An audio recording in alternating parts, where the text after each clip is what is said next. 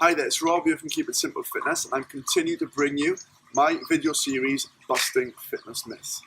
Now the fitness myth that I want to bust today is the less food you eat, the more weight you will lose. Now while this may be true in principle, science tells us if you consume less calories, less food than what your body needs, then you will lose weight. Okay, now while this is true in the short term, I usually find that when people restrict calories, they over-restrict themselves. Okay, so they will go from eating a high carb, high calorie, high sugar, high trans fat diet. They'll decide they want to make some changes, they'll go on a health kick, they'll go on a diet. They will massively restrict themselves of calories. They may decide to skip breakfast. They'll usually have a salad at lunch and then maybe a meal which they portray to be healthy in the evening.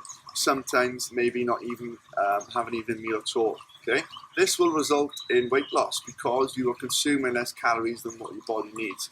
However, what happens to your body when you go for prolonged periods of not eating, when you do finally eat, okay, when you do finally put food, which is fuel, into your body holds on to this food, holds on to this fuel, and it stores it as fat, okay, in case it is needed in future.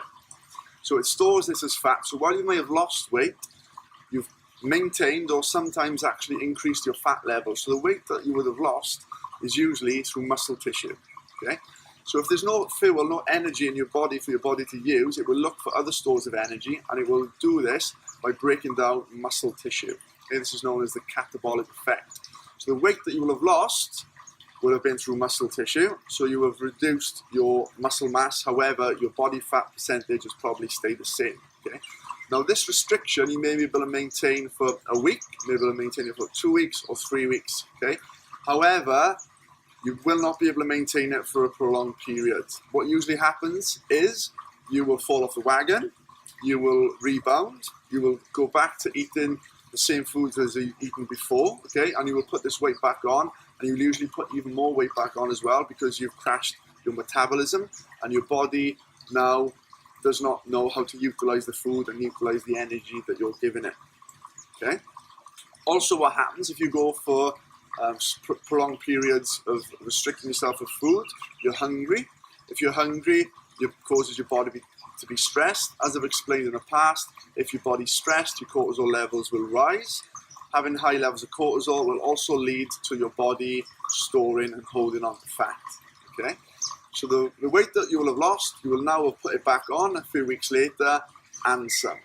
The only way to sustainable weight loss is to reduce these calories gradually. Okay, to learn good relationships with food, is to learn balance, is to learn about portion control. If you do things gradually over a prolonged period, then this will be sustainable. So the fitness myth that I'm busting today is the less food you eat, the more weight you will lose.